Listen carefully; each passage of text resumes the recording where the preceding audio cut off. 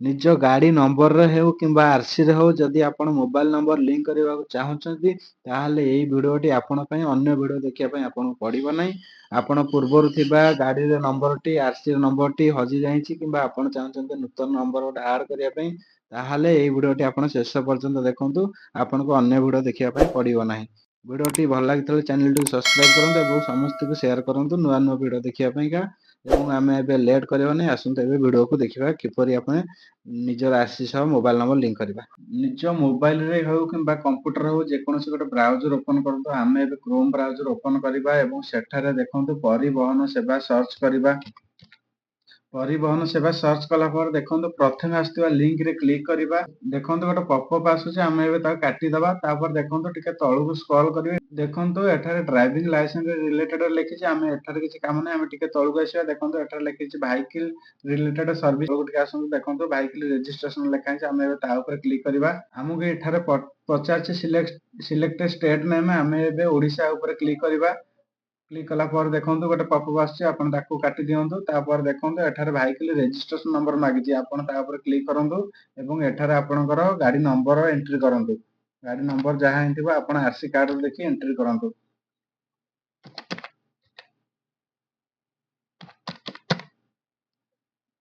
ଦେଖନ୍ତୁ ଗୋଟେ ଟିକ୍ ବକ୍ସ ଦେଇଛି, ତା ଉପରେ କ୍ଲିକ୍ କରନ୍ତୁ ଏବଂ ପ୍ରୋସିଡ୍ ଉପରେ କ୍ଲିକ୍ କରନ୍ତୁ। ଦେଖନ୍ତୁ ଏଠାରେ ଗୋଟେ ପ୍ରୋସିଡ୍ ଅପସନ୍ ଗୋଟେ ଆସିଛି ପପଅପ୍ ରେ, ଆପଣ ତା ଉପରେ କ୍ଲିକ୍ କରନ୍ତୁ।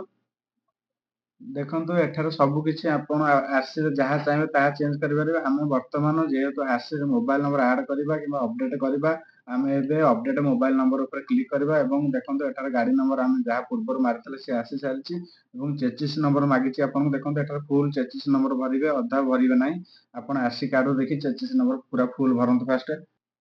ଦେଖନ୍ତୁ ଠିକରେ ଚେସିସ୍ ନମ୍ବର ଭରିଲା ପରେ ଦେଖନ୍ତୁ ଭେରିଫାଏ ଡିଟେଲ୍ସ ଉପରେ କ୍ଲିକ୍ କରନ୍ତୁ। ଭେରିଫାଏ ଡିଟେଲ୍ସ ଉପରେ କ୍ଲିକ୍ କଲା ପରେ ଦେଖନ୍ତୁ କଣ ଆସୁଛି। ଦେଖନ୍ତୁ ଏଠାରେ ପଚାରିଲା ଆଧାର ଓଟିପି, ଆପଣ ଆଧାର ଓଟିପି ଉପରେ କ୍ଲିକ୍ କରନ୍ତୁ ଏବଂ ଏଠି ଆଧାର ନମ୍ବର ଏବଂ ଭର୍ଚୁଆଲ ଆଧାର ଆଇଡି ଉପରେ ଆପଣଙ୍କୁ ମାଗିଛି। ଆପଣ ଯେହେତୁ ଆଧାର କାର୍ଡ ଅଛି, ଆପଣ ଆ ଉପରେ ଟିକ୍ ମାରିକି ଆଧାର କାର୍ଡ ନମ୍ବର ଏଣ୍ଟ୍ରି କରନ୍ତୁ। ମନେ ରଖନ୍ତୁ ଆଧାର କାର୍ଡରେ ଆପଣଙ୍କର ଯେଉଁ ମୋବାଇଲ ନମ୍ବର ଲିଙ୍କ୍ ଅଛି ତାହା କେବଳ ଆର୍‌ସିରେ ଏବଂ ଗାଡ଼ି ନମ୍ବର ସହିତ ଲିଙ୍କ୍ ହୋଇପାରିବ। ଅଲଗା ନମ୍ବର ଆପଣ ଚାହିଁଲେ ବି ଲିଙ୍କ୍ କରିପାରିବେ ନାହିଁ। ଏବଂ ଏଠାରେ ଦେଖନ୍ତୁ ଟିକ୍ ବକ୍ସ ଅଛି, ଆପଣ ତା ଉପରେ କ୍ଲିକ୍ କରନ୍ତୁ। କ୍ଲିକ୍ କଲା ପରେ ତଳେ ଆସନ୍ତୁ, ଦେଖନ୍ତୁ ଗେଟ୍ ଓଟିପି ଲେଖା ହେଇଛି, ଗେଟ୍ ଓଟିପି ଉପରେ ମାରନ୍ତୁ। ଯୋଉ ମୋବାଇଲ ନମ୍ବର ଲିଙ୍କ୍ ଅଛି ଆଧାର ସହିତ, ସେଇ ମୋବାଇଲ ନମ୍ବରକୁ କେବେ ଓଟିପି ଗଲା ଆପଣ ଓଟିପିଟି ଠିକରେ ଭରନ୍ତୁ। ଓଟିପିଟି ଠିକରେ ଭରି ସାରିଲା ପରେ ଦେଖନ୍ତୁ ଭ୍ୟାଲିଡେଟ୍ ଓଟିପି ଲେଖା ହେଇଛି। ଯଦି ଓଟିପିଟି ଆପଣ ରିସିଭ୍ କରିନାହାନ୍ତି ତାହେଲେ ରିସେଣ୍ଟ ମୋବାଇଲ ଓଟିପି ଉପରେ କ୍ଲିକ୍ କରିବେ। ଯେହେତୁ ଆମେ ଓଟିପିଟି ରିସିଭ୍ କରିସାରିଛେ ଏବଂ ଓଟିପିଟି ଏଣ୍ଟ୍ରି କରିସାରିଛେ, ଆପଣ ଏବେ ଭ୍ୟାଲିଡେଟ୍ ଓଟିପି ଉପରେ କ୍ଲିକ୍ କରନ୍ତୁ।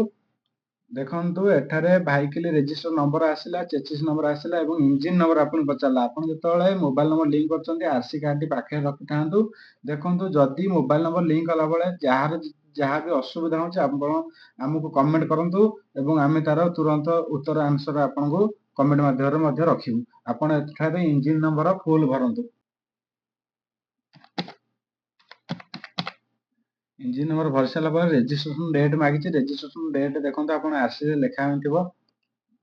ରେଜିଷ୍ଟ୍ରେସନ ଡେଟ୍ ପକେଇ ସାରିଲା ପରେ ଦେଖନ୍ତୁ ତା ଧାରରେ ଲେଖିଛି ରେଜିଷ୍ଟ୍ରେସନ ବା fitness validity up to date. ଆପଣ ସେଟା ଆପଣଙ୍କର ଆର୍‌ସି କାର୍ଡରେ ମଧ୍ୟ ମିଳିଯିବ। ଯେପର୍ଯ୍ୟନ୍ତ ଆପଣଙ୍କ ଗାଡ଼ିର ଭ୍ୟାଲିଡିଟି ଅଛି ଆପଣ ସେଠାରେ ଫିଲ୍ଅପ୍ କରିଦିଅନ୍ତୁ। ଆପଣ ଯେତେବେଳେ କରୁଛନ୍ତି ଆର୍‌ସି କାର୍ଡଟି ପାଖରେ ରଖିଥାନ୍ତୁ, ଆପଣଙ୍କୁ ଅସୁବିଧା କୌଣସି ହବ ନାହିଁ।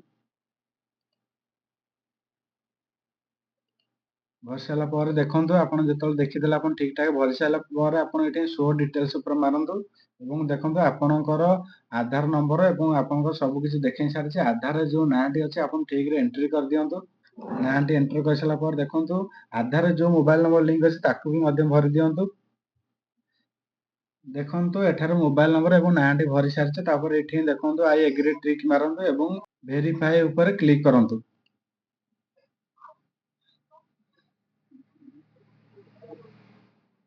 ଦେଖନ୍ତୁ ଏଠାରେ ଆପଣଙ୍କୁ ଅପଡେଟ୍ ମୋବାଇଲ ନମ୍ବର ଲେଖିଛି, ଆପଣ ତା ଉପରେ କ୍ଲିକ୍ କରନ୍ତୁ।